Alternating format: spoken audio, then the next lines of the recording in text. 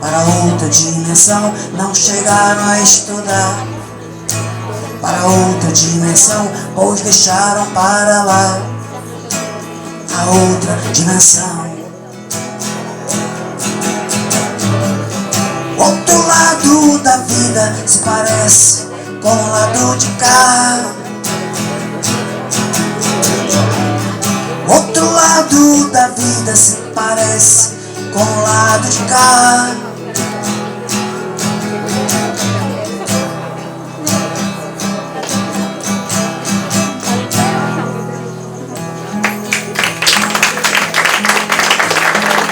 Bom, que bom, né? Vamos aplaudir mais uma vez. O nosso querido irmão Paulo César nos dá esse presente na noite de hoje. E é bom que a gente lembre de que todas as pessoas, vocês que estão acompanhando a gente também pelo Facebook, e para vocês que estão aqui, quão importante é uma presença melodiosa e principalmente com letras advindas da própria espiritualidade. Ao nosso irmão, que ele possa continuar então com todo esse trabalho. Irmãos e irmãs, estamos felizes hoje por mais um motivo. Estava recebendo aqui uma das pessoas que tem um carinho muito grande pelo trabalho na seara espírita.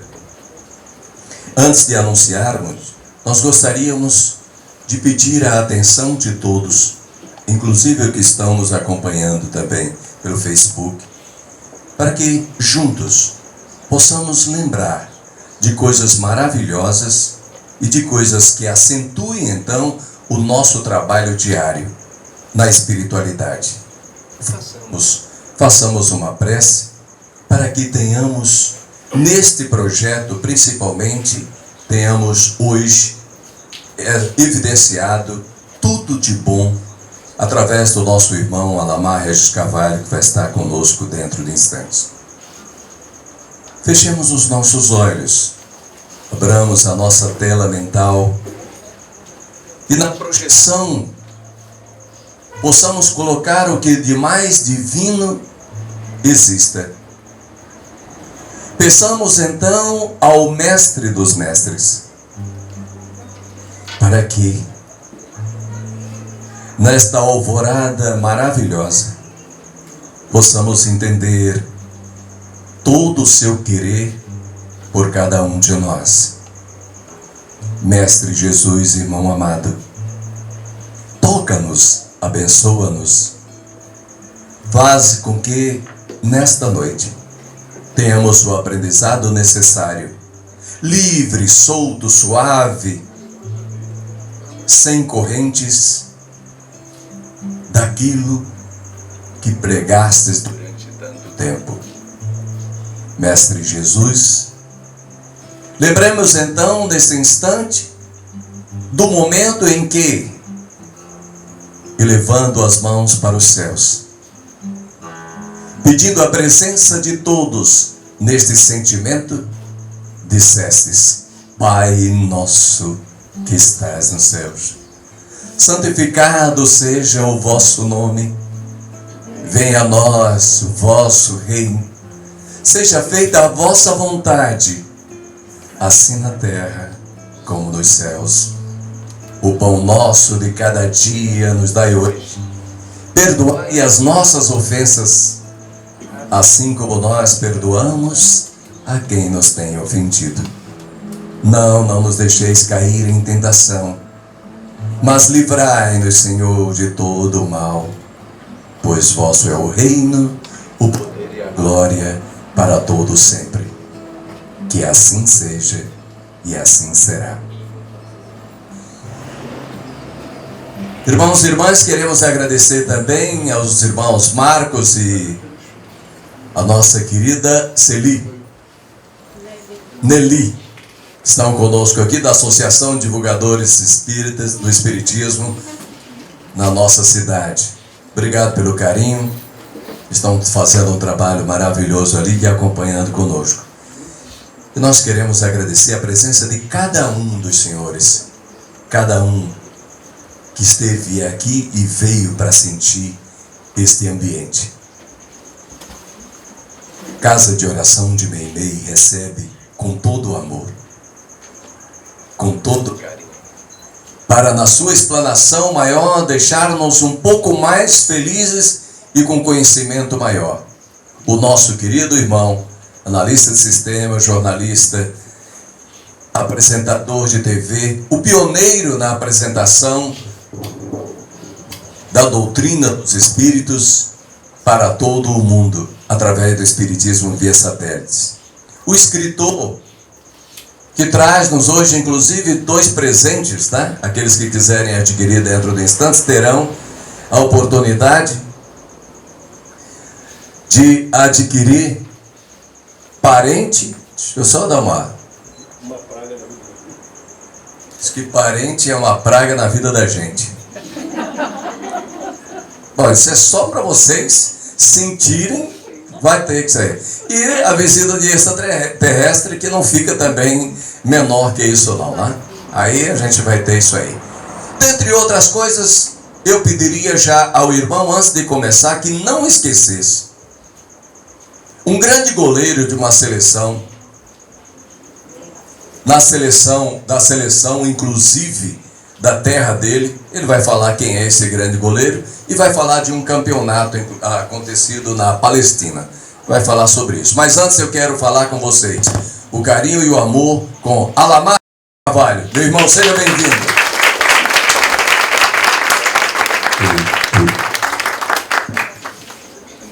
Oi, gente. Tudo bem? Carinhosamente, boa noite a todos. Olha o Buia. Gente, é uma alegria falar sobre essa coisa que a gente gosta tanto, chamada Espiritismo, que eu sempre disse no programa de televisão e repito, é uma coisa que muita gente fala e pouca gente entende. E muita gente também pratica de forma equivocada, que muitas vezes parece mais uma apologia ao sofrimento do que uma doutrina de elevação, já que essa que é a proposta da doutrina. Ontem eu tive a oportunidade de fazer palestra lá no centro Manuel Nicodemos, a vovozinha Minervina. Quanto carinho, quanto amor daquela gente lá. E o Rui me pediu, olha, Alamar, eu queria que você falasse o que você falou lá ontem. Eu não sei o que foi, parece que o pessoal gostou. Então vamos tentar adotar a mesma linha daquilo que nós conversamos lá. Mas eu quero adiantar para vocês que o espiritismo que eu prego é diferente do espiritismo que muita gente anda fazendo por aí. Não é que eu tenha inventado um espiritismo à moda, dona Mar, nada disso, né? É que eu tenho procurado me espelhar naquele que foi o codificador do espiritismo, Allan Kardec, que também é um mero desconhecido, até mesmo pelas casas, por muitas casas espíritas. Acho até que a maioria delas. Porque Allan Kardec é um cidadão que entrou no espiritismo de gaiato. Entrou por acaso. Ele não tinha nada a ver com isso. Era um pesquisador, então, professor Hipólito Leão Denis Arrivaio, cientista, poliglota, professor, mestre, um homem cheio de qualidades, criterioso, ético, moralmente avançado sobre todos os aspectos que a gente pode considerar, e foi certa vez convidado por alguns amigos que vinham fazendo algumas experiências meio malucas nas casas dele, onde tinha umas mesas meio doidas que andavam rodando lá e dando sinais, e eles até então perceberam que atrás desse barulho dessa mesa tem defunto aí no meio. Tem defunto, é gente que já morreu e foi comprovado que era coisa de gente que já morreu, até então não tratados como espíritos, tratados como defunto mesmo. E, por incrível que pareça, até hoje, muitos espíritas ainda tratam os espíritos como defuntos. E desencarnado nenhum gosta de ser tratado como defunto. Defunto é aquele momento que está lá no caixão com aqueles algodão enfiado no nariz, enfiado tudo quanto é buraco que tem por cima e por baixo, e seja o que Deus quiser. Hoje os espíritos não são mais difuntos, estão vivos mais do que a gente e querem ser tratados como nós tratamos uns aos outros, inclusive com alegria, com sorriso, enfim. Então, meus amigos, é esse Allan Kardec que é desconhecido. Ele não parou. Ele colocou-se à disposição da espiritualidade para organizar a nova proposta de vida que os espíritos passavam para nós através de livros, para não ficar no esquecimento e continuar à disposição de toda a humanidade nos diversos idiomas. Mas ele continuou. Ele passou o tempo todo em contato permanente com os espíritos, conversando de igual para igual, nada de ficar de olhos fechados, luzes apagadas e na base do muita paz, meu irmão, em nome de Jesus, não houve nada disso. Ele falava naturalmente com eles, perguntava o que queria para eles, o que vinha na telha, se tivesse alguma dúvida, ele esclarecia, peraí, eu não entendi bem isso, como é que é? Se acontecer isso, como é que eu faço? Ah, tudo bem. Até que organizou a doutrina em livros, 5 livros básicos, mais 2 que para mim também faz parte do básico, embora a maioria dos espíritas não admitem. Um deles é O que é o Espiritismo. Este livro deve ser o primeiro a ser lido por qualquer pessoa que chega ao Espiritismo. Se o nome do livro é O que é o Espiritismo, então é o principal. Se o próprio Allan Kardec deu esse título, é porque deve ser o primeiro. A pessoa, antes de estudar o resto, tem que saber o que é. Pronto, aí vai estudar as outras coisas. E o Obras Póstumas, que é um livro que pouco você vê à venda nos livros, nas livrarias dos centros, e quando aparecem alguns, geralmente colocam lá embaixo e preferem colocar os romancezinhos, outros livros lá na frente e deixam Obras Póstumas lá. Dos livros da codificação, é o que menos vende, o que menos divulgam e menos os expositores falam. Agora eu sei muito bem por quê. É porque é o livro que Allan Kardec abre o verbo e puxa a orelha de muita gente, inclusive. Inclusive diz o que os espíritas da sua época fizeram com ele. Ingratidão, inclusive. Calúnias e coisas que não se faz com ninguém, ainda mais com um homem do seu nível. Parece que o pessoal morre de vergonha e por isso que esconde aquele livro, porque, por incrível que pareça, nos dias de hoje continuam fazendo a mesma coisa. Mas, meus amigos, a minha proposta é falar sobre espiritismo com espíritos. O que é espiritismo com espíritos e por que alguém vem falar em espiritismo com espíritos? É possível haver espiritismo sem espíritos? Não deveria ser. Mas, infelizmente, muita gente retirou os espíritos do espiritismo. Caçaram o mandato dos espíritos. Tiraram mesmo. Sob a argumentação insensata de que a época dos fenômenos já passou, Alamar. Nós não precisamos mais dar tanta ênfase à mediunidade. É uma tremenda de uma ignorância considerar contato de encarnados com desencarnados como fenômeno.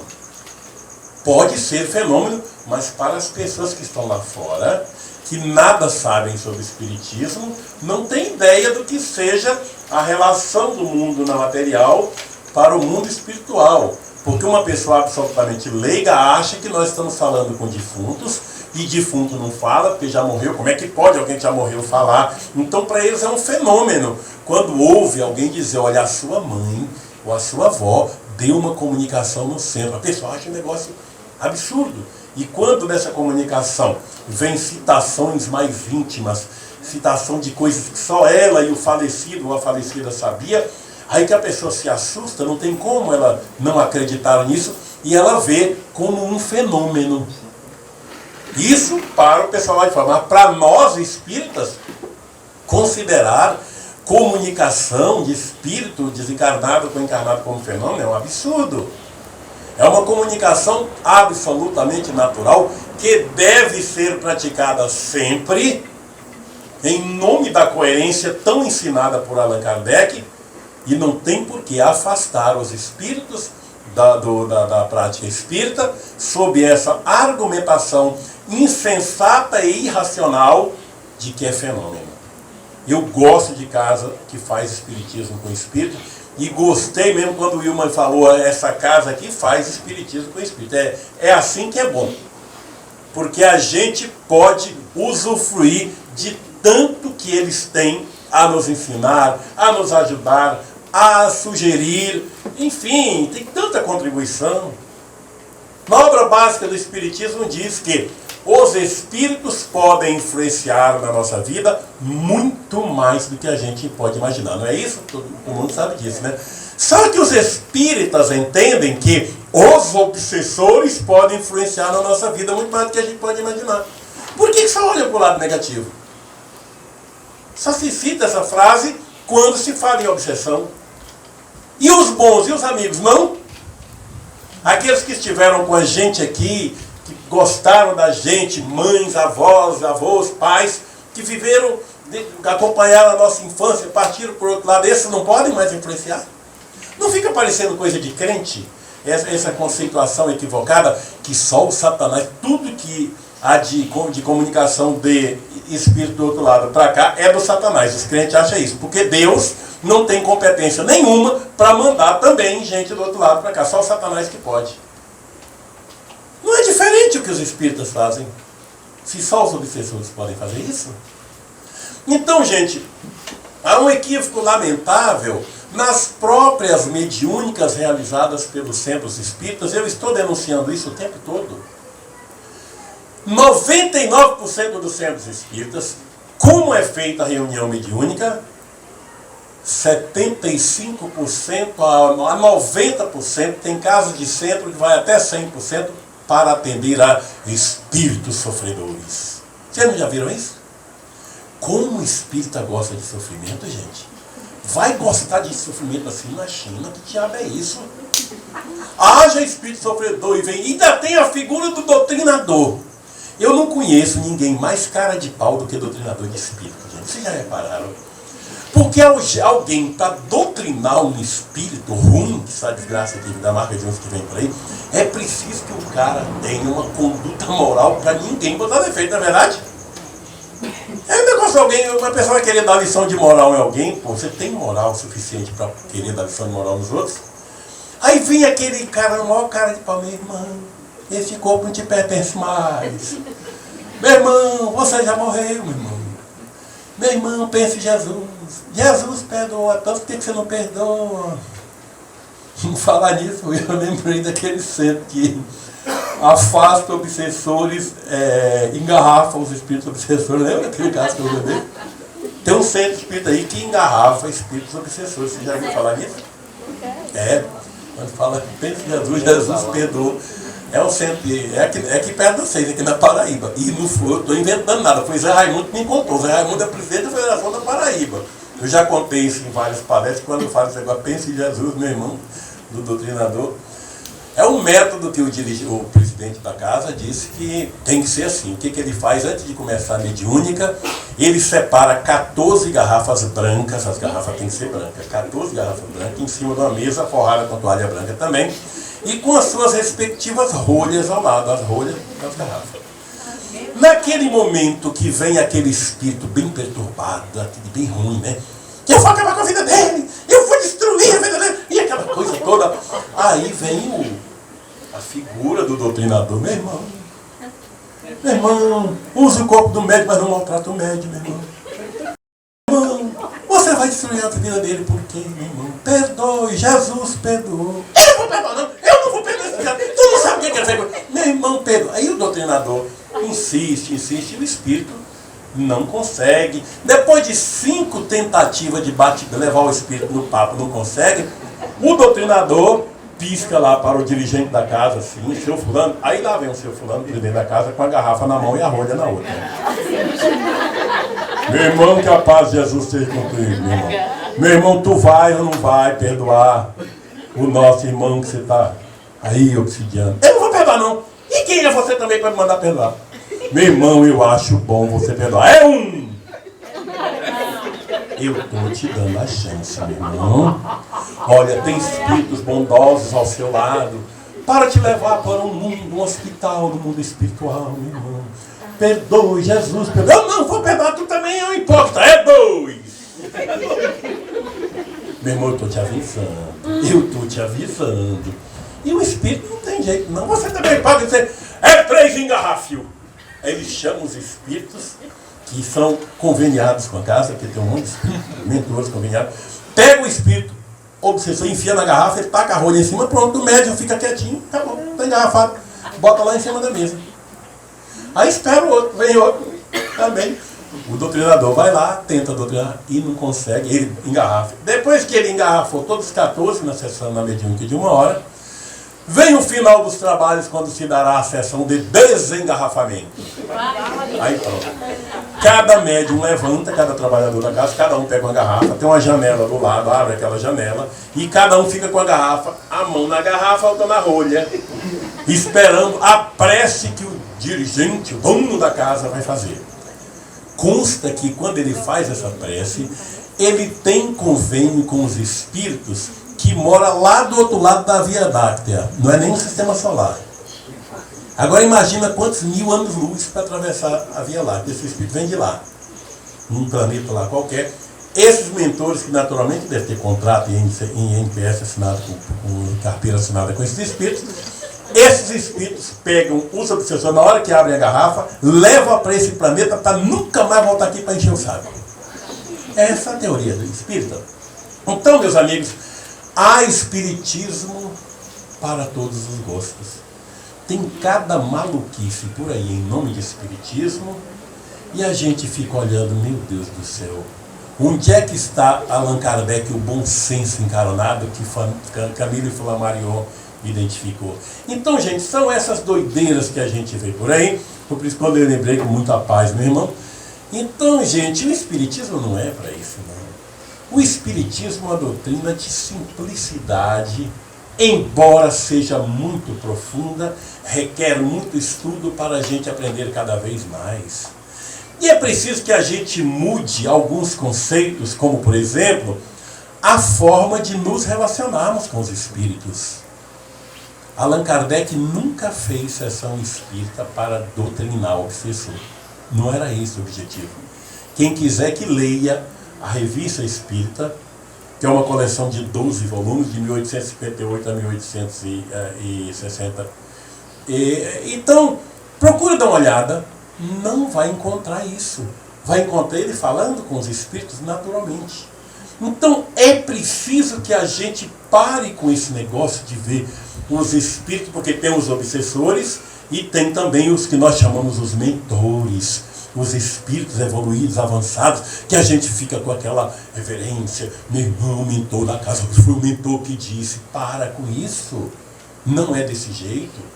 E uma prova disso, que eu contei ontem, o Rui pediu que eu contasse hoje de novo, é um exemplo do José Medrado, lá em Salvador. Muita gente aqui deve conhecer o Medrado, grande médium. Medrado tem um muito discriminado até embaixo d'água, mas tem uma das casas espíritas mais lindas do Brasil. Casa espírita com muita alegria, mais de 3.000 pessoas frequentando ali. E lá tem o Lar Manuel de Nóbrega, onde ele moram lá várias crianças, muitos rapazes, desde garotinhos, teve na rua, até se formar quando vai continuar na vida, mas depois de uma formação de educação à luz do espiritismo, embora dentro da pedagogia normal. Essa Cidade da Luz é uma casa que precisa ter recursos para manter aqueles garotos lá que almoçam, que dormem lá, tem material escolar, tem assistência médica, tem tudo isso, é preciso de dinheiro para isso. E apesar de ser uma casa grande, teve um determinado momento que a Cidade da Luz ficou numa situação muito difícil, porque não tinha dinheiro suficiente para comprar a alimentação daqueles garotos. Mas você fala, mas olha lá, uma casa com mais de 3.000 pessoas que frequentam, sim, só que espírita é o bicho mais miserável que existe no mundo.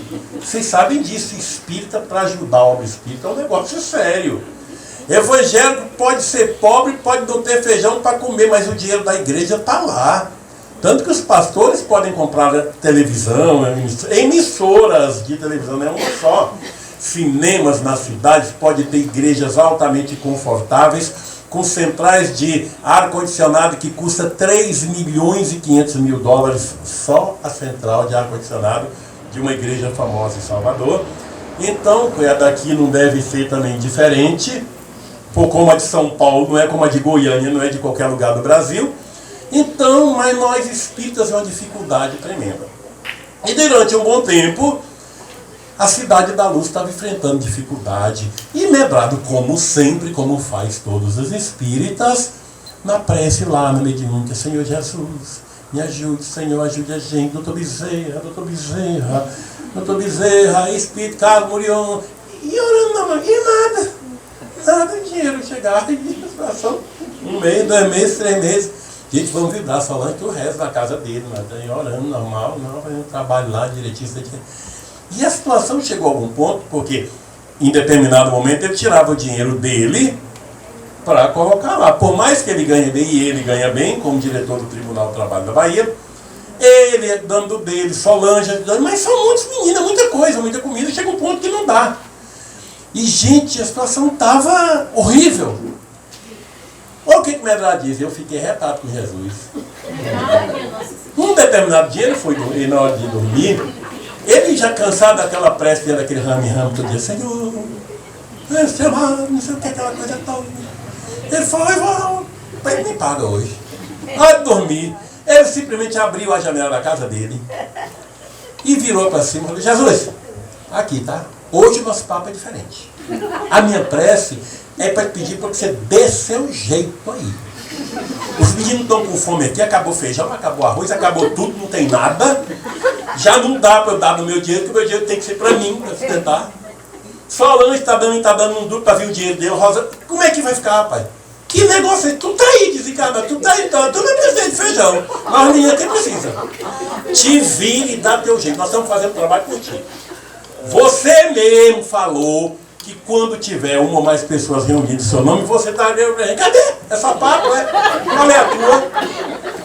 Olha, te vire e dá teu jeito. E eu não vou te dar ousadia, não. Vou fechar a janela aqui, te vire. Tá? E foi dormir. Isso não é jeito de falar com Jesus.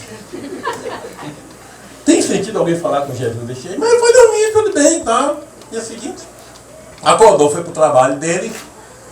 E tal, estava trabalhando normal. Quando na parte da tarde o menino, um rapaz que toma conta lá, gerencia o negócio da Cidade da Luz, ligou para ele e perguntou, Medrado, onde é que é para botar o material? Que material? Ué, o material que entregaram aqui. Você não sabendo de nada não. Chegou uma Kombi aqui, igual entupida, lotada, com um saco de feijão, arroz, açúcar, leite, tudo. E eu não estou sabendo o que eu faço. Liga para Solange, bora ver, Solange sabe, não sei não. Botar aí, eu tenho que botar. É muita coisa, Medrado. Ele achou estranho, mas imaginou, naturalmente, que Solange, ou Rosângela, alguns dos diretores Renato, tivessem tomado alguma providência. Quando ligou para a Solange também disse, não sei de nada não. Ué, liga para a Rosângela, também não sei de nada. Renato, ninguém sabe de nada. Até a galera chegou uma Kombi lá, cidadão sorridente na Kombi, tá? Descarregou um monte de coisa lá, que abasteceu assim a Cidade da Luz. E o Medrado falou, então vai ver que foi algum frequentador da casa, porque tem miseráveis assim, mas nem todos são. Tem uns ou outros que gostam de dar uma ajuda melhorada. E é possível que tenha algum desses mais alastados que resolveu, de tanta gente pedir, encher a paciência, na hora que resolveu então já mandar. Aí tudo bem, quando foi na sessão, lá na doutrinária dele, com todo aquele povo, ele, encucado com aquele negócio, perguntou, gente, foi alguém de vocês aqui que mandou essa Kombi? Quem foi? Aí ninguém levantou a mão. Ninguém falou nada. Ele falou, mas é possível então que deva ser algum doador anônimo que não quer se pronunciar aqui para todo mundo. Então, não, é aquele negócio de que a mão esquerda não vê o que dá direita, aquela coisa toda. Então, depois do trabalho, já que você não quer falar, fala, vem comigo aqui que eu quero saber, apenas só para controle nosso. Ninguém apareceu. Ninguém. Medrado investigou de tudo quanto é lado. Tudo quanto é canto. Olhou aqui, olhou por lá, procurou, averigou. Chegou à conclusão que não foi ninguém mesmo que mandou aquela Kombi para lá. E ele chegou à seguinte outra conclusão. Já sei quem foi. Agora eu já sei como é que ele gosta de ser bem tratado, como é que ele gosta de ser tratado. E ele passou uns dias sem fazer a prece para o homem, depois que ele averigou bem, abriu a janela de novo. Deixa eu botar essa aqui. Ele abriu a janela de novo, falou, é? Agora eu já sei como é que tu gosta de ser tratado. Agora já peguei a manha, deixa comigo, tá? Obrigado, viu? Valeu. Providencie mais, viu? Que isso vai acabar, depois não mais. Gente, onde é que a gente quer chegar com isso? Que mensagem que isso traz pra gente? Aí eu pergunto, será que Jesus, aquele que foi o símbolo de amor para todos nós, gostaria de ser tratado do jeito que os religiosos tratam ele? Vocês já repararam que os religiosos só tratam Jesus como símbolo de sofrimento? As pessoas que têm a sua imagem na sua casa, a grande maioria, quando tem ele crucificado. Não é? Repara bem para você ver. É na cruz. Pouco se vê a casa de alguém onde tem um Jesus de braços abertos, sorrindo, nem pensar. Eu caí na besteira de mandar um artista em São Paulo fazer um Cristo sorrindo. Gente, espíritas me baixaram a língua, que isso é um desrespeito a Jesus. Eu fiz o Kardec sorrindo também, meu Kardec é sorrindo. Isso é um desrespeito a Allan Kardec. Não, que esse cara não é sério, faz questão de ser polêmico só porque eu quis retratar Jesus e Allan Kardec sorrindo. Se vocês entrarem em qualquer igreja católica, vai perceber que logo na entrada, nos dois lados, tem o quê? Os quadros da Via Sacra. O que é a Via Sacra? É o percurso de Jesus indo para o Calvário pegando porrada. O tempo todo. Quanto mais sofrimento, melhor. O que é a Santa Missa da Igreja Católica? É a rememoração do sofrimento de Jesus. O sacrifício de Jesus. O padre levanta o vinho onde está o sangue de Jesus. Misericórdia, gente. Vai gostar de sofrimento assim longe? Infelizmente é desse jeito. E há muitos espíritas que adoram dizer: nós estamos aqui para sofrer, meu irmão. Nós devemos ter aprontado muito em encarnação passada e temos que pagar. Vai pagar você, desgraçado, eu não. É uma mania, é uma apologia ao sofrimento. É pelo sofrimento que a gente evolui. Então, pelo sofrimento se purifica o espírito. Tem tudo isso. Então inventaram um ditado no meio espírita que diz o seguinte: ao espiritismo, quem não vem pelo amor, vem. E é mentira, é conversa fiada. Muita gente vem ao espiritismo pela lógica. Não é pela dor, nem pelo amor, é pela lógica. Eu mesmo já fiz esse teste várias vezes. Quando você encontra uma pessoa, você sabe que é uma pessoa racional, uma pessoa de lógica. Eu, por exemplo, convivi com muita gente assim, por ser de televisão, por ser analista de sistemas, em contato muito próximo com o pessoal da Embratel. Então, eu, de televisão também, eu tinha muito contato com engenheiros, pessoas assim mais da área de exata, que por consequência são pessoas mais racionais. Então eu sempre fui brincalhão, gostei de uma boa relação de amizade com as pessoas, muito sorriso, piada, brincadeira. Algumas pessoas chegavam para mim e falavam: rapaz, mas você é uma pessoa tão bacana, tão alegre, inteligente, eu não sei como é que você se envolve com o espiritismo, porque todo mundo acha que espiritismo é macumba, é aquelas coisas que não prestam. Eu falei: é porque você não conhece. Mas como não conhece? Eu estou curioso como é que é o negócio. O que eu faço? Malandramente, eu dou de presente o livro dos espíritos para a pessoa, mas digo o seguinte: por favor, leia só a introdução. Não precisa ler o resto. Por favor, não leia o resto, só a introdução. Gente, qual é a pessoa racional e inteligente que vai conseguir ler só a introdução, que é um show de Allan Kardec? A introdução do Livro dos Espíritos coisa que poucos espíritas conhecem, porque quando vai ler o livro dos espíritos é porque alguém mandou ler e começa do que é Deus, da questão do mundo. E tinha que ler a introdução, que é um espetáculo de Allan Kardec. Não há uma pessoa racional que não consegue. Eu vou ler o resto. Eu vou ver por que o Alamar disse para eu não ler o resto. E quando lê o resto, chega para mim, Alamar, já espiritei. Estou dentro. Veio pelo amor, veio pela dor, não veio pela lógica. A sensatez, a lógica que está dentro do livro daquele. Há outras pessoas também que chegam ao espiritismo pela curiosidade. Não é nem pelo amor, nem pela dor, e nem pela lógica, é pela curiosidade. É aquela pessoa que adora você. Aí você convidou essa noite. Ô gente, vamos lá na Wilma, vamos lá no Meimei. Vamos lá. Aí a pessoa veio aqui, gostou. Viu que de macumba aqui não tem nada. Não tem ninguém fazendo apelações ridículas aqui. Não tem ninguém aqui convocando espírito para ajudar vagabundo a conseguir trabalho sem conseguir nada, sem querer nada com o trabalho. Conseguir gente que não quer estudar, passar na faculdade, ver que não é nada disso, ver que é coisa séria, ver que as falas que tem nas casas espíritas são falas coerentes. Então a pessoa diz, menina, eu gostei de vir aqui. Uma amiga sua qualquer, católica de qualquer coisa, veio trazida por você. Eu gostei daqui, eu queria vir mais. E daqui a pouco fica, está estudando as obras, espiritou também. Veio por amor, veio por sofrimento, não veio. Veio pela curiosidade para ver como é que é e ficou. É porque o pessoal gosta mesmo da dor. É um negócio sério esse negócio da dor. Ninguém está aqui para sofrer. O mundo não é penitenciária. É uma universidade em planeta Terra. É essa concepção que os espíritas precisam ter. Agora, os sofrimentos existem, sim, também. Há ajuste de contas por causa de encarnações passadas. Isso tem, isso é fato. Nós estudamos a reencarnação, sabemos disso. Mas não é tudo. Nem todos os casos são para isso. Nós estamos na escola. Algumas pessoas repetem de ano no colégio, mas a maioria passa. O que tem mais numa turma de qualquer colégio?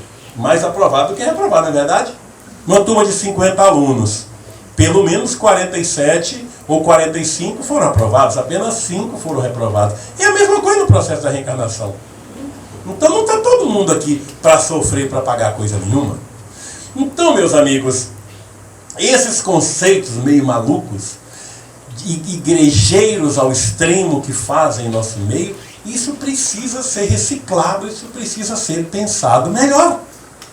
E Jesus, a gente precisa se dirigir a Jesus de uma forma mais amiga, mais humana, que ele foi humano aqui na Terra.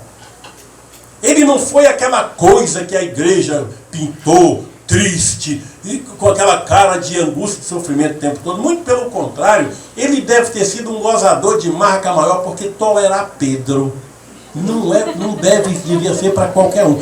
Pedro devia ser o sujeito mais chato que existia pelas características, e um cavalo ignorante. Então Jesus, para tolerar aquela raça, daqueles 12 ali, tinha que levar na diplomacia, no papo, de brincar lá com ele, mas ninguém pode falar isso sobre Jesus. Eu contava um caso aqui, até é o que o Rui me pediu para relembrar aqui.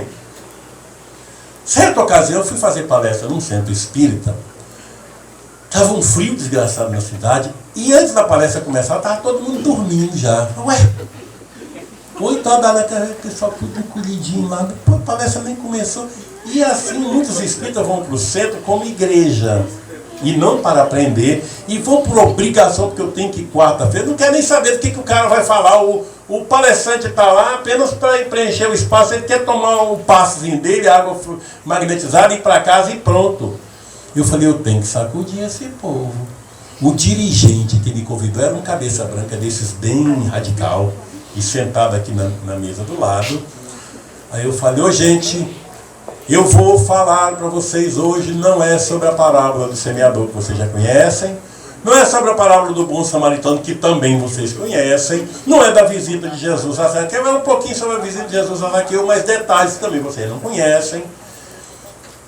São coisas do Evangelho que o Evangelho não mostra. Vocês certamente já devem ter ouvido falar que Jesus, dos 12 aos 30 anos, viveu sua vida, obviamente, mas não tem nada relatado. Não tem porque os outros não sabem, mas eu sei. Ele, quando tinha 24 anos de idade, foi goleiro da seleção de Cafarnaum. E fazia defesas milagrosas. É verdade. E vocês precisam saber disso. Pra quê? Fala assim, Jesus goleiro? Sabe respeito, né? Mas foi. Inclusive as pessoas não sabem por que Caifás tinha tanta bronca dele, tanta raiva, ao ponto, dando julgamento, ter sido tão rigoroso lá no Sinédrio, condenar um homem bom daquele, uma situação daquele, é problema de bola, por causa de futebol. É porque numa determinada época, no campeonato da Palestina, e chegaram à final a seleção de Cafarnaum, que Jesus jogava, e Zaqueu era back central, era baixinho, pequenininho. E era agiota e prestava dinheiro a juro. Certa vez Jesus precisou de dinheiro para comprar uma Kombi e pediu a Zaqueu esse dinheiro, porque Jesus só vivia duro. Jesus só dava a mancada, porque quando José morreu, ele ficou como gerente da marcenaria. Você sabe que José tinha um negócio da marcenaria. E aí o que acontece? Naquela bondade dele, todo mundo levava ele no papo. Jesus, eu vou me casar, eu quero que você faça os meus móveis, sofá, mesa, aquele negócio todinho. E ninguém pagava a vista, porque você queria que você parcelasse 30, 60, 90 no cheque pré, e ele aceitava tudinho. O pessoal que dava o cheque para ele não pagava. Não pagava o cheque porque sabia que ele perdoava tudo. Tinha esse negócio que eu disse, pegava cano, rapaz. Jesus pegou tanto cano, faliu a marcenaria por causa da bondade dele. E foi sim. Era um negócio sério. E ele não sabia lidar bem com o martelo, com toda aquela bondade dele. De vez em quando, ele estava batendo o pé, batia no dedo. Agora imagina o que ele diria quando batia no dedo. Ah, pai, devia ser, porque nós devemos outra coisa, né? Mas ele com aquela bondade dele. Então, gente, eu contava essa história, que ele fazia defesa milagrosa, inclusive no campeonato da Palestina, quando o time de Caifás podia perder de 3-0. Caifás já aprontou festa, uvas, pães, muito vinho encomendado para comemorar, que podia perder até 3-0, que era campeão. O time de Jesus ganhou de 5-0 e Jesus defendeu 3 pênaltis. Ainda teve isso também, essa história. Gente, eu contava essa história e o dirigente do centro estava aqui do lado e me olhava assim, olhava para o pessoal, olhava assim, e me olhava. Quando eu senti que ele ia me dar uma porrada, porque numa dessa tinha um doido chegar no centro desse, conservador, contar uma história dessa. Quando eu senti que ele ia me baixar, o cacete já ia tomar o microfone, eu falei, gente, é brincadeira, era só para acordar vocês. Aí também acordou todo mundo ficou com os olhos desse tamanho. A véia, todo mundo acordou para prestar agora, só vão prestar atenção na palestra. Aí o homem fez... E me olhou com a cara, depois me deu um esporro, depois que se fala de brincadeira, não se fala com Jesus. Quer dizer, não se pode brincar com Jesus, por que não? Meus amigos, os espíritos desencarnados querem uma relação com a gente mais amistosa. Nós ficamos na mediúnica com aquele negócio, luz apagada, todo mundo para baixo. Fale baixo. Por que tem que falar baixo na casa espírita, poxa? Tem algum espírito dormindo lá que não pode se acordar? Por que você tem que falar baixo? Fale, não. Se o espírito era um gaiato, um gozador, porque tem um monte de cara aqui que gosta de contar a piada, a última. Imagina com o pai de Minervino lá. Se aquela peste morre, vai continuar gozadora do mesmo jeito, desenganado. Não é verdade, Rui? A mulher adora contar uma piada no centro para todo mundo. Enquanto desencarnado, está com 92 anos, está mais para lá do que para cá. E ela vai, será que vai mudar? Vai deixar de ser aquela pessoa bem-humorada? Ela, como desencarnada, vai querer gostar de contar as piadas dela do mesmo jeito. Só que nós espíritas achamos que mudam. Não muda nada. Quem era flamenguista vai continuar sendo Mengão até embaixo d'água. Com a vantagem, só vai ver no Maracanã, com a vantagem de poder entrar de graça. Porque não paga mais. No novo lá, que é caro o ingresso lá. E ficar nos melhores lugares. Vai sofrer com o Flamengo, com o Vasco, com o Fluminense, com qualquer time aí, com o Corinthians, com o Palmeiras, do meu jeito. Quem é advogado aqui, quando desencarnar, só vai viver lá por fora o tempo todo. Data venha, doutor, fazendo visada aos autos do processo, as oitivas e todas as coisas lá. Só vai de paletó e gravata ainda. Vai ser desse jeito. Quem tem segundo grau, continua com o nível de segundo grau. Quem só tem um primário, vai continuar. Primário. É assim que os espíritos são. Os espíritos podem atuar na nossa vida muito mais do que a gente pode imaginar. Então eu faço o meu seminário por esse Brasil todo, onde eu ando, que é um seminário chamado Espiritismo com Espíritos. Tem uma duração de 3 horas. Geralmente a gente faz numa tarde de sábado e de domingo, 1h30, depois intervalo de meia hora, mais 1h30, onde falamos sobre vários assuntos, demonstrando equívocos lamentáveis que infelizmente tem no meio espírita, em muitas coisas contraditórios a Allan Kardec. Allan Kardec ensinou e praticou o espiritismo de uma forma e os espíritas fazem de outra. Como, por exemplo, não se pode elogiar, não se pode aplaudir ninguém. Quem foi que inventou isso, gente? Kardec sempre reconheceu as pessoas. Honra ao mérito é questão até de educação. Quem foi que ensinou essa frieza? Nós temos que ter muita caridade com os outros. Se alguém bater na sua cara, dê o outro lado da face. Jesus ensinou isso, mas o entendimento é totalmente diferente. Não é bem isso que a pessoa pensa, não. Jesus nem Kardec ensinou ninguém a ser besta. Tem muitas mulheres, dá uma raiva que diz o seguinte: eu vivo minha vida em função do meu marido e dos meus filhos. Você vai falar: idiota, é de besta. De besta. Mas se nós estamos aqui, é porque eu devo ter assumido algum compromisso em encarnação passada de vir com eles. Não é para ser empregada doméstica deles? Viver o dia inteiro? É besta. Vive em função do seu marido e em função de você. Você não precisa ser tratada, não precisa de carinho também? Há determinadas mães, vocês sabem que isso é verdade, que se por acaso estiverem numa situação difícil, passando fome, necessidade, e tiver, por exemplo, 4 filhos com fome, se alguém lhe der um pão, ela divide o pão por 4, um pedaço para cada filho. Pergunta: e você? Não vai comer, não? Não. Importante é eles. Você é idiota, você é uma masoquista, é uma besta. Tem que dividir o pão por 5, botar você no meio também. É isso que muita gente precisa aprender. E parar com essa bobagem de viver submissa, aparente, marido submisso. Tem homem também que acha que a minha vida é só pela minha esposa e meus filhos. Isso é burrice. O Espiritismo não se coaduna com isso porque não é doutrina de masoquistas. Você precisa se incluir no meio. Quando Jesus recomendou amai ao vosso próximo, ele deixou bem claro: como a si mesmo. E por que a gente não presta atenção no como a si mesmo?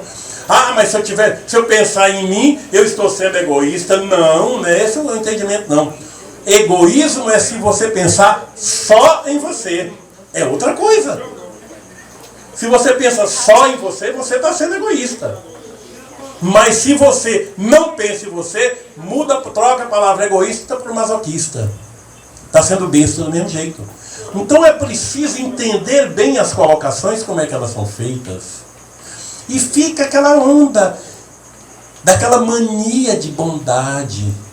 Se alguém diz um desaforo, você tem, pelo entendimento equivocado, se alguém estiver na face direita ou da esquerda, você acha que tem que ter caridade, porque eu devo ter aprontado a encarnação passada. Pare com isso. Tem muita gente sofrendo de graça porque é besta, inclusive dentro do lar. Adolescentes, filhos dizendo para os pais o que não se deve dizer, e os pais eu tenho que suportar porque são meus filhos. Maridos dizendo para a esposa o que não se diz para um cachorro, para animal nenhum, e vice-versa, agressões dentro dos lares. Não há ambiente, toda a sociedade humana, mais agressivo do que os próprios lares. E todo mundo achando que tem que suportar. Foi por isso que eu escrevi o meu livro, Parente, uma praga na vida da gente. Não é um livro espírita, mas acordou muita gente, muito espírita. Pare com isso. Toda vez que você fica com essa conversa, quando você tem um beberrão sem vergonha, só vive bêbado dentro de casa, e ninguém fala nada, eu falo: mas minha amiga, como é que você tolera esse homem bêbado dentro de casa, quebrando tudo, agredindo a família, desagregando tudo, quebrando tudo? Mas não tem mais jeito. Isso é um caso perdido. De besta que você é. É por causa disso que você incentiva ele a continuar sendo do jeito que é. São aqueles filhos agressivos que a mãe acha que tem até medo dele. Quanto mais você tem essa suposta caridade por pessoas desequilibradas, você pensando que está sendo caridosa, você está sendo conivente com o desequilíbrio dele. Aí que ele fica pior. Aprenda a ser enérgico, a botar o dedo na cara de gente mal educada, inconveniente e grossa. Você me respeita, eu não admito mais que você fale isso comigo.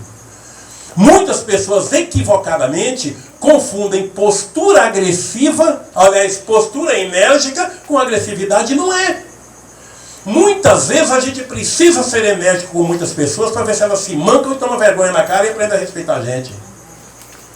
É como a injeção Bezetacil, que muita gente deve ter tomado aqui há muito tempo. Pereni já deve ter tomado umas 10, no mínimo, na vida dele. Rui deve ter tomado umas outras. É daquele que a gente tomava e ficava com a bunda inchada 3 dias sem poder sentar. Alguém aqui é traumatizado com a enfermeira que aplicou a Bezetacil ou com o médico que receitou? Ninguém é traumatizado. Ah, doeu. Nem tudo que dói é mal. Então a postura enérgica se faz necessário para muita gente abusada. E é preciso a gente redirecionar esse comportamento em relação às pessoas. E uma das coisas que eu tenho que dizer, por exemplo, é uma que as pessoas têm uma certa dificuldade em ouvir, é quando eu digo o seguinte: vocês sabiam que mãe é o bicho mais chantagista que existe no mundo? Repararam? Mãe. Essa mesma mãe que todo mundo diz, ah, mãe é sagrado, mãe é coisa mais encantadora. Nos dias das mães, tem tanta coisa linda que fala para as mães. Mentira! Mãe é uma mulher como outra qualquer. O diferencial é que um dia engravidou e botou um filho no mundo, virou mãe. Ora, isso não quer dizer que seja um ser sagrado. É um ser humano que deve ser tratado como outro qualquer, inclusive por filhos, por todo mundo. Porque tem aquelas mães que são uma peste. Essa menina me mata, se eu morrer, você que é culpado, tu quer me ver no caixão. E as meninas em casa, coitadas, ficam traumatizadas. Não pode sair para onde quer, não pode namorar com quem, não pode fazer nada porque tem que agradar a mãe, tem que fazer o que a minha mãe quer. Gente, é um negócio sério, essa relação fica complicada. E a menina fica, meu Deus, se ela bater as botas, os parentes vão dizer que eu fui a culpada. Ela fica dizendo que eu só quero ver ela no caixão. Gente, quando alguém que tiver uma mãe desse jeito, quando ela começar com essa conversa, você chega com um papelzinho, uma caneta, mãe, a senhora disse que está para morrer, eu quero te ver no caixão, a senhora pode dizer qual a cor do caixão que a senhora quer, para a gente encomendar logo na funerária. Se a senhora quer envernizado, quer preto, quer um caixão branco, quer um caixão com a bandeira do Corinthians em cima, o que a senhora quer? Porque você corta o barato dela, ela para com a frescura. Várias pessoas fizeram isso e muitas mães ficaram sem graça, nunca mais fizeram esse negócio de chantagem. É preciso a gente ter um comportamento diferente, nada desse perdão mal entendido. Perdoar sim, mas o perdão tem motivos e momentos para ser aplicado. Tem que perdoar sem olhar a quem, tem que olhar a quem. É igual a questão da esmola, o importante é dar, não importa o que eles vão fazer com o dinheiro. De jeito nenhum. Como é que eu vou estar dando dinheiro para menino na rua, que eu sei para que aquele dinheiro muitas vezes é usado para o pai tomar cachaça, ou para droga, para porcaria. Ah, o que ele vai fazer com o dinheiro não me importa. Não importa se você for irresponsável, eu não dou. Não dou um centavo para moleque em trânsito, em sinal de trânsito. Porque quando a gente faz isso, a gente incentiva a mendicância na rua. E eu falo com autoridade de quem passou 9 anos alimentando mendigos em Belém do Pará, todas as noites. Eu com a minha família alimentamos uma média de 100 pessoas, entre meninos de rua, mendigos e prostitutas na rua de Belém do Pará. Achando que todos eram coitadinhos. Até que certo dia, chegando em Salvador, ia para Salvador todo ano, ia visitar a mansão do Caminho, ia visitar Divaldo, conversando com ele. E eu, cara, estava todo doido para dizer isso para Divaldo. Eu acho que ele vai me elogiar. Eu alimento 100 pessoas toda noite. Eu queria era receber um elogio de Divaldo. Eu achava, eu vou dizer isso logo para Divaldo. Ele vai dizer, oh, meu filho, que coisa linda, você está assim, então com o doutor Bezerra. E a Joana adora, deve estar adorando isso. E o crente, quando eu disse para Divaldo me olhou assim, falou, você tem certeza que esse trabalho que você está fazendo está correto? Vai, Divaldo, eu estou alimentando mendigos. Quando é que você me viu nu e me deu de vestir? Quando é que você me viu com frio e me deu um cobertor? Aquelas coisas, mas é assim que você entendeu, é? Olha, nem todos os que estão na rua são necessitados. 80% está por vagabundagem. Tanto que se você experimentar tirar. Tenta tirar mendigo da rua de Natal para você ver o que vai acontecer. Eles não querem ir para uma casa de repouso. Eles querem voltar para lá. Porque ali eles enchem a cara de cachaça, ali eles fumam, ali eles fazem droga, ali eles fazem toda a sujeira dele. Só 20% no máximo são realmente necessitados. E eu comprovei isso em São Paulo. Quando eu cheguei lá, fui conhecer, não sei se vocês já ouviram falar no padre Júlio Lancelotti, já ouviram falar? É um dos homens mais caridosos do Brasil, que eu tive o prazer de conhecer. E o padre relatou algumas coisas que diz o seguinte: em São Paulo, qualquer mendigo fatura mais de um salário mínimo por mês. Se tiver com uma criança no colo, vai a 2 a 2,5 salários mínimos por mês. Se essa criança tiver uma ferida, ela deixa a ferida da criança à mostra, para comover as pessoas que estão morrendo de pena. Tadinha, não dá 10, dá 20, dá 50 reais, morrendo de pena da criança. E aquele ferimento muitas vezes é provocado de propósito. Há pessoas em São Paulo que ferem as suas crianças e aluga a criança ferida para outros mendigos pedir dinheiro. É impressionante.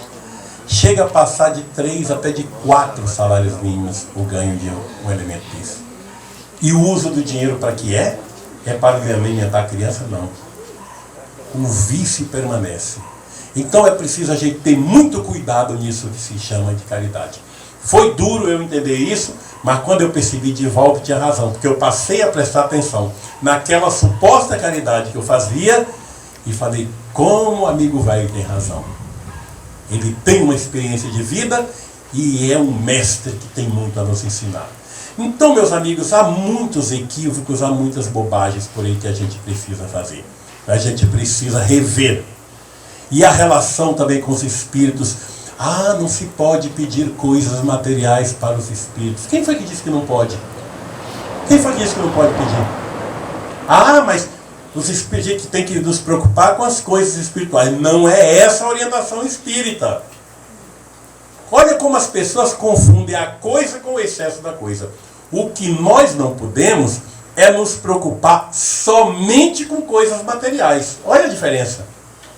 Porque tem gente que é materialista, é egoísta ao extremo. Se preocupa só com as coisas materiais, não está preocupado com as espirituais. Vamos nos preocupar com as coisas espirituais, mas também com as materiais. Do cabelo, da vestimenta, da vaidade. A vaidade também é um troço que não faz mal para ninguém. Deixa eu tomar um golinho dessa água aqui. Quem tem essa água aqui? Não vai gostar, né? Tem um gostinho bom mesmo. Então é preciso a gente também cuidar das coisas materiais. E eu quero dizer para as mulheres aí que estão querendo fazer uma lipo, faça. Quer ajeitar um siliconezinho, não bota muito não, para não ficar parecendo 2 bolas de sinuca, que fica horrível, fica ridículo. Outro dia teve um amigo aí que ele foi namorar com a mulher, foi lá para um lugar com a mulher, que aparentemente viu como bonita. A mulher teve que tirar as nádegas. Ele não existia as nádegas, era de almofada. Foi uma decepção desgraçada. Isso também já é absurdo, já é loucura. Não tem que apelar, não tem que fazer essas apelações. Cuidado de você, sem exagero. A vida não é para ter exageros. O problema são os excessos. Vaidade não faz mal a ninguém. Em cada 10 expositores espíritas, pelo menos 8 gostam de dizer: meus irmãos, nós temos que combater o orgulho, o egoísmo e a vaidade. Que vaidade tem a ver com orgulho e egoísmo, que são 2 desgraças? Vaidade não faz mal a ninguém. É você se cuidar de você. Então a mesma coisa da questão material, não pode pedir coisas materiais. No meu seminário eu falo, pode pedir sempre. Se o espírito desencarnado é a mesma pessoa desencarnada, e ele aqui como encarnado, ele te ajudava. Quantas pessoas você chega na casa, ô fulano, me arruma aí um sal que meu sal acabou. A pessoa não dá o sal. Ah, me dá uns 2 ovos aqui que acabou, eu não comprei no supermercado, se botar o ovo, meu marido chegou. Não é normal. Pessoas emprestam dinheiro, até dão dinheiro, pessoas dão um presente para outras pessoas como encarnado. E quando desencarna não pode ajudar ninguém? Quantas pessoas indicam um emprego, uma loja onde comprar melhor, não vai naquela lá que aquele preço é ruim? Eu citei esse exemplo no seminário, e aliás, onde eu tenho ido no Brasil falar sobre isso, as pessoas passam a ter uma mudança em relação às mediúnicas. Agora deixa comigo. Um amigo meu, advogado, ele foi participar da mediúnica e aí ele tinha uma ação na justiça que se ele ganhasse ia ser uma grana, mais dinheiro para ninguém botar defeito. Mas estava difícil. Que petição ele vai fazer para o juiz? Ele estava numa dúvida como é que ia fazer, fazia, apagava o computador, fazia de novo. E na mediúnica veio um espírito que foi juiz famoso, um grande advogado da cidade. E ele lembrou do seminário, parece que eu tinha feito lá. Rapaz, eu acho que eu vou perguntar para ele. O pessoal talvez não vai gostar, mas eu vou perguntar. E perguntou lá, doutor fulano, é o seguinte, eu estou com aquela açãozinha lá, eu queria ganhar, estou precisando, se o senhor pudesse me dar ajuda. O espírito falou, eu sei, foi por isso que eu vim para aqui te acompanhando. Eu senti que a sua cabeça já estava um pouco mudada, então eu vim para te ajudar. E sei que você está precisando, olha, aquela petição que você está fazendo está tudo errado. Não vai por ali não, porque ali você não vai ganhar. Observe na sua estante, lá no seu escritório, que tem aquelas coleções que todo advogado tem, mas nenhum lê. Quase não lê aquilo ali, é só para enfeitar mesmo, só para dizer que eu sou cool. Tem o Voxlex lá, tem um monte de coleção lá. Olha, data venha, doutor, o livro da coleção tal, o livro número 5, página tal, tal, tal. Dê uma lida ali, você vai encontrar a chave. E tem também uma jurisprudência no tal lugar, assim, assado. Procure que você vai encontrar a chave. Ele saiu doidinho da mediúnica. Não foi para casa, abriu o escritório dele, foi pegar o tal livro e ficou até 3 horas da manhã lendo, procurou a jurisprudência na internet, encontrou a chave do negócio. Totalmente diferente, fez a petição, entrou na justiça e ganhou. 600 e tantos mil reais, uma grana. Não é qualquer hora que um honorário ganha uma grana dessa, né? Gente, ele dizia, só pensava em pegou o telefone no dia seguinte, ligou para mim, meu ídolo, não sei o quê, você é o maior espírita que teve depois de Chico Xavier, você. Eu falei, que diabo é isso, rapaz? O que aconteceu contigo? Rapaz, eu vou te contar. Tu não lembra daquela sessão que você teve aqui? Ah, sim. Então.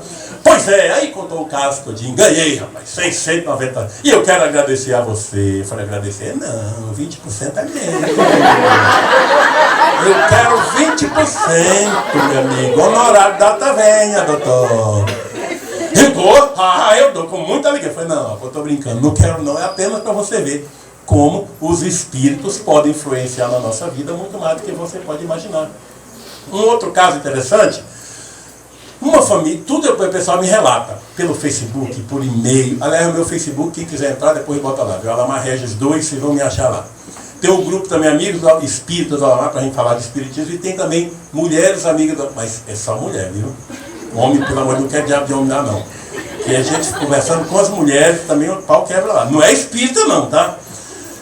Teve um caso, uma família, a família começou a ter uma infecção, todo mundo uma infecção intestinal, uma diarreia desgraçada na família, naturalmente procuraram o médico. E foram para todo mundo fazer, porque todo mundo, o que está acontecendo? O médico passava remédio, natural. Os médicos, por mais que faz exame, encontram a infecção, então aquela infecção, deu antibiótico, o problema passou, tudo bem. O efeito passava, as dores, os problemas, e depois voltava. Meu Deus, o que é isso? A família achou alguma coisa está acontecendo. Durante um bom tempo acontecendo isso. E a pessoa lembrou de perguntar para o espírito. Pediu ajuda para eles, para a família. Mas está acontecendo um negócio. Ô, gente, o que você pode nos ajudar? Isso só acontece quando se faz espiritismo com espírito. Porque se fizer mediúnica só para atender sofredor, os espíritos amigos não têm a oportunidade de conversar. Olha o que o espírito diz. Sabe o que é? É aquela esponja lá da sua pia que você não troca. Uma coisa tão barata e você deixa lá o tempo. E na verdade a maioria das mulheres esquece de comprar aquela peça daquela esponjazinha no supermercado.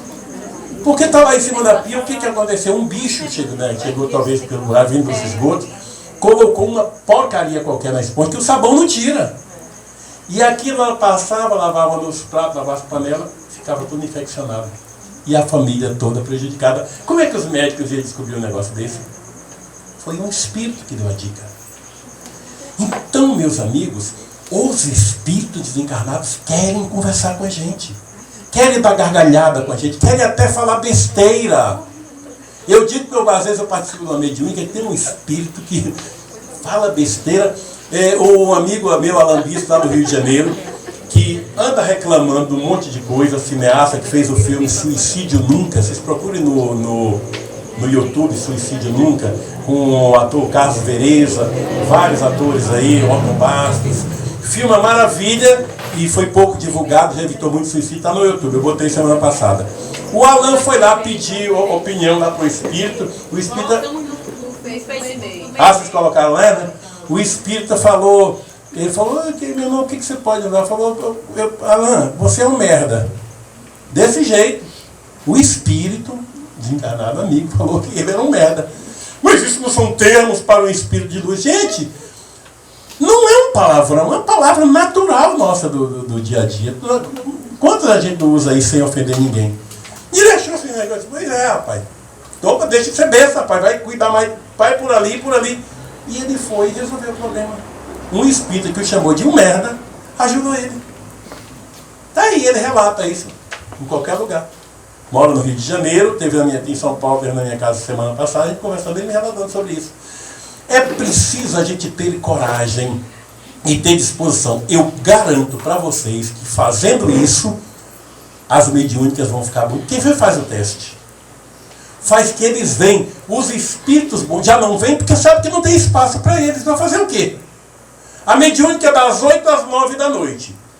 80% do tempo, 75%, é para os sofredores. Quando chega às 7, faltando 7, 5 para as 8, que começa a dar o espaço para os espíritos amigos. Aí vem um só para dar uma saudação. É isso que acontece. Só vim, nossa senhora, muita paz para vocês e tudo. Porque o dirigente já fica olhando para o relógio para ver se dá 9 horas em ponto. E quando dá 9 horas, meu irmão, devido ao adiantado da hora, vamos ter que encerrar os trabalhos da noite de hoje, em nome da disciplina. Em nome da disciplina nada, em nome da frescura. De um entendimento equivocado do que verdadeiramente é o Espiritismo.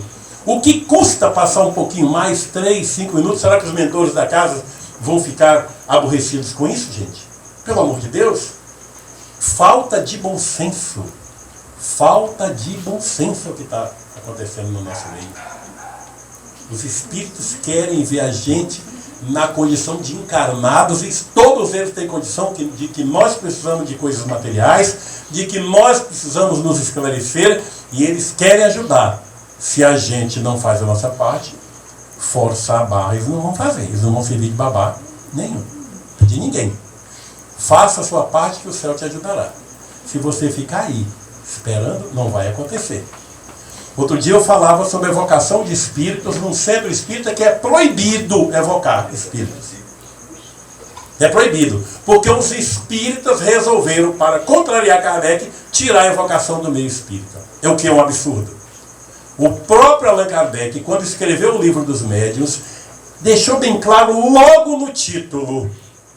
Olha o que tem lá. Guia dos médiuns e dos evocadores. E dedicou um capítulo inteiro, que é o capítulo 25, a falar da evocação. Ensinando como é que deve fazer, recomendando o que não deve, como é que deve fazer. Os espíritas simplesmente resolveram tirar do espiritismo. Nesse festival de contradições ao codificador. Aí aparece uma besta quadrada a dizer que o Alamac é polêmico, porque não vem falar dessas coisas. É uma realidade. Tem um amigo em São Paulo, na cidade de Sorocaba, chamado André Ariovaldo. O André Ariovaldo tem um trabalho no Centro Batuíra, totalmente em cima de evocação de espíritos, com resultados extraordinários. Nesse trabalho que nós chamamos de desobsessão, onde as pessoas vêm para a casa espírita sempre achando que estão com algum obsessor quando estão enfrentando algum problema, é assim que sempre os espíritas acham, essa é obsessão. E tem sempre uns que não entendem nada para dizer, é obsessão, vai lá, tu tá obsidiada. Se não dá certo com o namorado, é obsessão. Às vezes é você, peste, então de graça é melhor você, para ver se atrai. Não dá certo no trabalho, é obsessão, tudo é obsessão. Então o que acontece? Lá no centro, no Batuíra, quando as pessoas chegam, o que eles fazem? Eles evocam o espírito orientador da pessoa. Vocês sabem que todos nós temos um espírito que foi designado pela espiritualidade antes da gente reencarnar, a gente que não dá bola para eles. Eu duvido que algum de vocês pensou no de vocês hoje. E talvez não tenha pensado nessa semana, no mês, no ano. Ninguém pensa. Ninguém lembra que ele existe. Então, aqui, eu estou aqui à disposição. Quando você precisar, lembra de mim que eu estou pronto. Vamos criar o hábito de conversar com esse espírito na prece na hora de dormir. Você fica fazendo a prece para São Cosme do Damião, São Jerônimo, São não sei quem, Doutor Bezerra, Emmanuel, André Luiz, não sei quem, todo mundo, e esquece do amigo que você tem do teu lado. Lembra dele, fala, meu amigo, foi preciso aquele filho de uma égua chegar lá no céu que eu fez isso? Então, a partir de hoje na prece, eu quero ter uma boa relação aí contigo. Me dá um sinal que você está aí. Ele dá o sinal. Ele não vai pegar uma coisa mais pesada, mas balançar uma cortina. Ele faz. Eu digo isso porque propus para várias pessoas depois para falar lá, eu testei, eu consegui. Dá uma sacudida, não sei o que, dá uma piscada na luz, um negócio, senão uma coisinha qualquer, um arrastamento na porta, eles fazem, é como se dissesse, eu estou aqui. Você não deu bola para mim, porque não quis, quando precisar, para a sua disposição, onde você estiver, para te dar uma força. Mas a gente não liga para eles. A gente não liga para os nossos espíritos amigos. E aí fica dizendo que é a culpa dos obsessores. Então o que acontece lá em Sorocaba, no Batuíra? Eles evocam o espírito da pessoa que está do lado dela o tempo todo e conhece a figura muito bem, conhece ele no quarto, no trabalho, na privada, no banheiro, quando está sozinho, no quarto com o marido, e tudo, conhece tudo direitinho. E eles chegam à seguinte conclusão, que mais de 90% dos casos que as pessoas reclamam não é obsessão nenhuma, não tem obsessor nenhum do lado. O problema está na própria pessoa. Só que ela não percebe. É aquela maneira como que você se dirigiu à sua mãe, hoje mesmo, ao seu marido, à sua esposa, ao seu filho, ao seu namorado, ao seu colega de trabalho, a você mesmo. E é por isso que você está sofrendo as consequências. E o Espírito diz mesmo na hora. E o trabalho é tão eficiente que as pessoas, às vezes, têm até vergonha de admitir, mas quando chega em casa, meu Deus, só pode ser ele. Porque só eu que sei disso. E tem casos, quando a safadeza é grande, mas quando o negócio é muito grande, grava, o espírito não fala. O médico psicografa no papel, ele sempre tem envelope em cima da mesa. Psicografa, dobra, bota no envelope e entrega para a pessoa. Lê quando você chegar em casa. Aí, gente, é cada coisa, meu Deus, o trabalho é de uma eficiência toda a prova. Eu sugiro a vocês, gente, estudem o capítulo 25 do Livro dos Médiuns. Estudem, vocês vão ver. E procurem praticar no centro espírita, nos trabalhos. Mude para vocês verem o resultado disso. E dá um jeito. Vocês querem continuar fazendo trabalho para atender sofredor? Faz também. Eu, particularmente, não gosto desse tipo de trabalho. Mas cria um trabalho só para bater papo com os espíritos amigos, sem hora para terminar. Não se preocupa com o negócio de hora, não. Quando o pessoal estiver com sono, eu vou ficar até meia-noite. A gente não fica batendo papo com outros aqui com a gente. A gente não faz tarefa, a gente não sai quando precisaria, fica até tarde, porque a gente não pode ficar com os espíritos. Eles não têm sono. Quem tem a gente, eles estão à disposição. Eles querem ficar com a gente. A gente que não quer ficar agora, devido ao adiantar da hora, 9 horas encerra o trabalho. Para quê? Para voltar para casa para ver como é que está aquela praga daquele Félix lá, como é que vai ficar o infeliz do Félix, aquele viado sem vergonha que bateu na novela das 8. Pois é.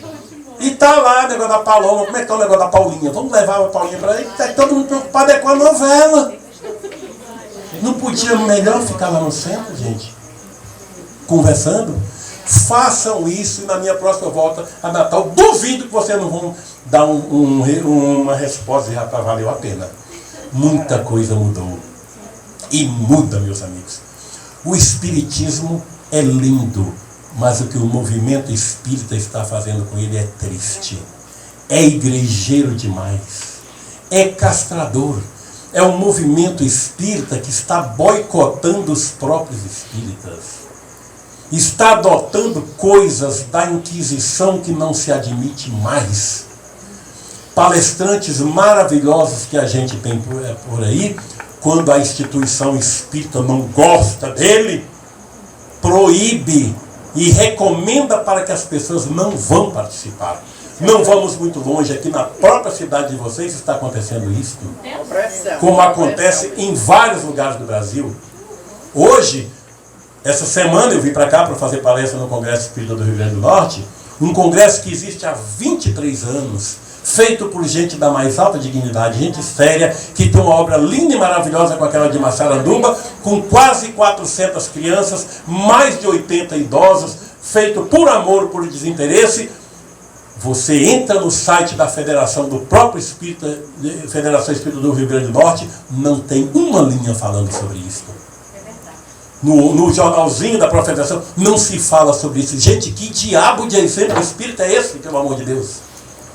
Nós estamos em uma situação igual em Blumenau, em Santa Catarina. Não sei se vocês ouviram falar no médium Zé Araújo, já ouviram falar? O homem está fazendo um trabalho belíssimo. De uma hora para outra começou os espíritos trazerem mensagens para ele, até para pessoas que estão assistindo pela internet, pessoas que ele não conhece. Vem carta dos parentes com detalhes da sua mãe, da sua avó, o Rui já viu as pessoas que assistiram aqui. Um trabalho belo que o médium não pediu para fazer isto. Começou, ele mesmo que relata, a partir do momento que eu estive lá em Blumenau, vamos fazer espiritismo com espírito, gente. E ele era um centro pequeno como aqui também, que fazia o trabalho dele há vários anos, normal, sem maiores pretensões. Ele um médium como outro determinado dia, ele simplesmente disse para os espíritos da mediúnica: olha, a gente está querendo fazer um espiritismo com espíritos. Como é que a gente pode fazer? Nós queremos colocar à disposição de vocês.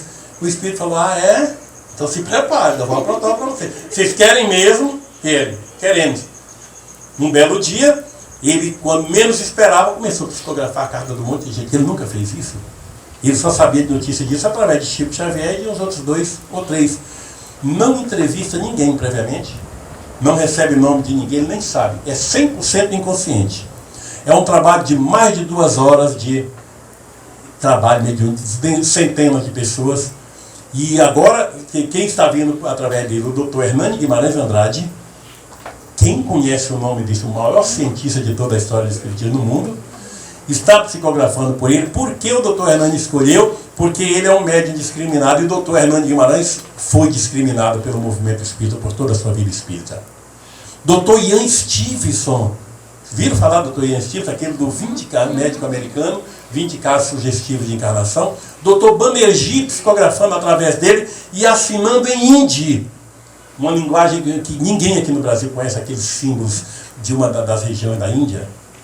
No entanto, Zé Fernando Araújo é boicotado pelo espírito humor, como se fosse a federação daqui no seu estado. Então, gente, que modelo de espiritismo é esse? A gente tem que mudar.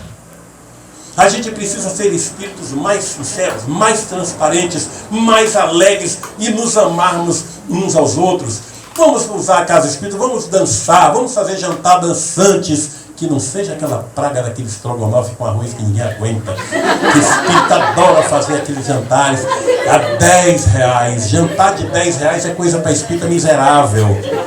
Eu não vou, não me convido que eu não vou. Deixa os R$10 lá para ajudar o centro. Para que jantar? Para ajudar a casa. Já começou errado. Jantar tem que ser para a pessoa jantar e ter prazer na comida. O ajudar a casa é consequência. Então faça os jantares, igual a Medrado faz em Salvador, para as pessoas gastarem aquilo que é gastar no shopping, nos grandes restaurantes de Natal, deixar R$200, R$300, deixa aqui na casa, é muito melhor. Agora, faz uma coisa para ninguém botar defeito. Tudo isso tem que mudar. Gente, tem tanta coisa para conversar, mas eu sei que tem o tempo de vocês também. Eu gosto sempre de me colocar à disposição quando eu faço palestra para perguntas e respostas. Se tiver, eu fico aqui até 1h da manhã, 2, 3, para mim não tem problema. Tá?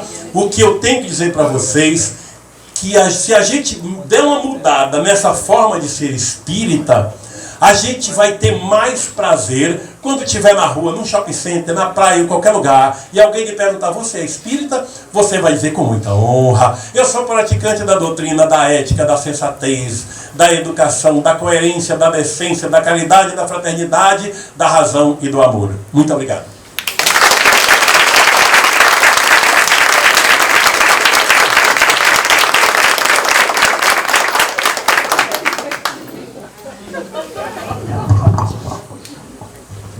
Gente, só como o Alamar mesmo já falou quando do encerramento, já está à disposição aqui as perguntas.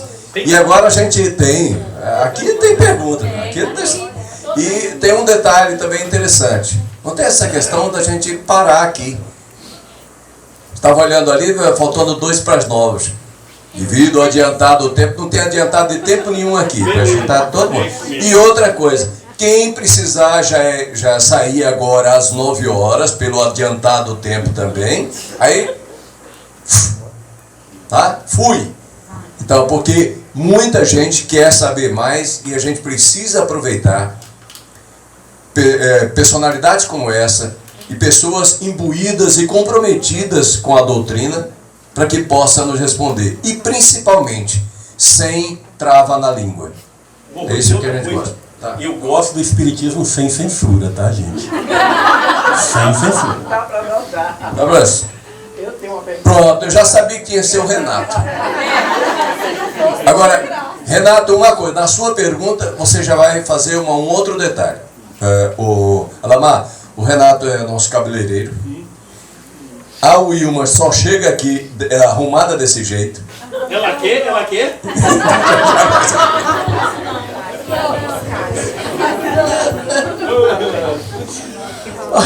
Alamar, o que eu tenho que fazer é o seguinte: essa questão equivocada de quando uma pessoa, um dirigente ou um palestrante, como aqui realmente nós temos um palestrante maravilhoso chamado Adriano, que pelo qual ele também já foi discriminado em uma certa casa. Quer dizer, eu não vou citar o nome porque realmente não é uma coisa muito ética, mas você não acha, Alamar, que esse tipo, que eu chamo até de um preconceito, também não é uma forma de opressão diante de uma pessoa que tem realmente um seu conceito, como realmente, conceito é como o nariz, cada um tem o seu, entende? Então, já que você está se propondo a passar esse conceito, existem pessoas que pelo qual realmente são castradoras por si só. Então, você não vê isso como uma coisa inquisitória e um tanto opressora dentro da própria doutrina espírita? Eu vejo, esses castradores já são castrados mentais. Esse é que é o grande problema. Olha, existem coisas que a gente pode encontrar resposta dentro da doutrina espírita, mas a resposta de certas atitudes de algumas pessoas estão dentro da própria psicologia. Só se incomoda com os outros aquele que não é bem resolvido consigo mesmo. Pode ter certeza disso. Todo espírita que se dispõe a realizar algum trabalho, que seja um trabalho de destaque, uma creche, no campo da comunicação, no campo, seja lá o que for, da palestra, no campo do trato com as crianças, que passa a ser um espírita querido por um monte de crianças, por um monte de jovens, incomoda outros que não fazem porcaria nenhuma. E no meio espírita tem muita gente que, como dizia a minha avó, nem fede nem cheira. Que não faz nada, não tem disposição para fazer coisa nenhuma, e essas pessoas morrem de inveja. O nosso movimento tem muita gente que parece já reencarnou aqui para ver se toma juízo. Então nós estamos carregados disso, e inclusive dentro de direção de casas espíritas e até de federações. Em muitos casos é inveja. Agora, algumas pessoas perguntam como é que a gente deve se comportar em relação a ela. Deixar para lá, não falar nada. Não foi assim que Jesus agiu em relação aos hipócritas. Jesus nunca se calou em relação a pessoas hipócritas, abusadas e falsas moralistas. Muito pelo contrário, ele era extremamente enérgico, botava o dedo na cara, chamava de raça de víboras, sepulcro. Gente, chamar alguém de raça de víbora naquele tempo é a mesma coisa de que nos dias de hoje chamar bando de vagabundo sem vergonha, descarado, é a mesma coisa. Aí Jesus não falava assim, não falava, André que não falava. Ele não deu sopa para vagabundo, gente, ele não dava sopa para gente hipócrita. Ele era enérgico, e não é ela mais que está dizendo, não, está lá no Evangelho, basta prestar atenção, a gente vai ver isso.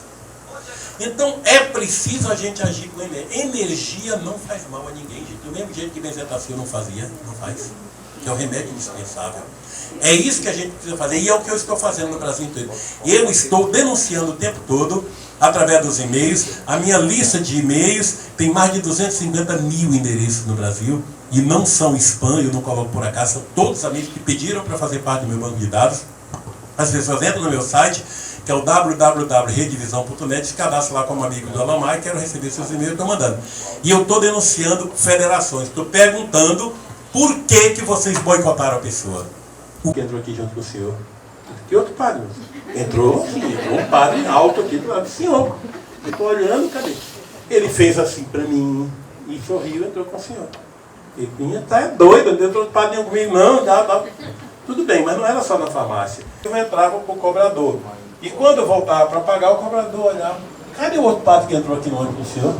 Que outro padre, rapaz, tá ficando... Entrou outro padre, sim, não está ficando doido, não. Não pagou. Ele fez assim e procurava o padre, não estava no ônibus, o ônibus só tinha uma saída.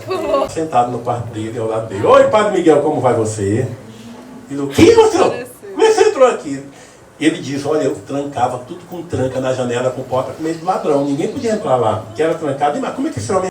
Mas eu não acredito nisso. Eu acredito, rapaz. Eu não morri não, eu aqui. E aí começou a história. E a história é bonita, isso dá uma palestra inteira. Eu tenho uma palestra sobre isso. Que a é próxima muito... vez que você tem a Natália, com o maior prazer, sem dúvida. Você pensou no padre? Essa palestra e várias palestras. Nós estamos ontem eu conversava com o Rui, teve um que foi esse infeliz aqui que me apresentou, Dom Aldo de Tilo Pagoto, que é o arcebispo de João Pessoa na Paraíba, um homem da mais alta dignidade, corajoso, e é um bispo também que tem um carinho muito grande pelas coisas espirituais. Eu tenho uma palestra também sobre ele que é muito bonita também. Enfim, quem mais aqui? O papel não está, vamos lá. Eduardo faz parte do do espiritismo com espíritos. Também não seria o caso dos mentores? Essa é sua pergunta muito importante, que você me dá a oportunidade de esclarecer o porquê de muita gente. Olha só. Não fique pensando que porque o espírito é mentor da casa, ele pode dar, que vá de encontro ao que pensa a direção da casa, a direção vai achar que não é o espírito, é um mistificador, é coisa da cabeça do médium. Infelizmente é assim. Por incrível, é um negócio tão lamentável que até os espíritos têm dificuldade e eles sabem disso. Eles gostariam de fazer, mas nem sempre conseguem fazer. O negócio dessa questão por exemplo, não vou muito longe, questão da evocação. Eu contei no centro ontem, tanta gente, estava pequeno, gente sentada no chão, por causa daquele sucesso do filme do Chico Xavier, novela da Globo, eu não lembro se era escrito nas estrelas, aquela outra que enche, e esse também encheu em São Paulo. Eu fui convidado por um amigo que me levou lá, estava fazendo a palestra, e eu caí na besteira de falar em evocação, como eu falei aqui ainda há pouco, para quê? Quando eu falei que estava o presidente da casa sentado aqui, o outro diretor na outra cadeira olhou assim para o outro, e tinha dois diretores na cadeira, olharam assim para o outro.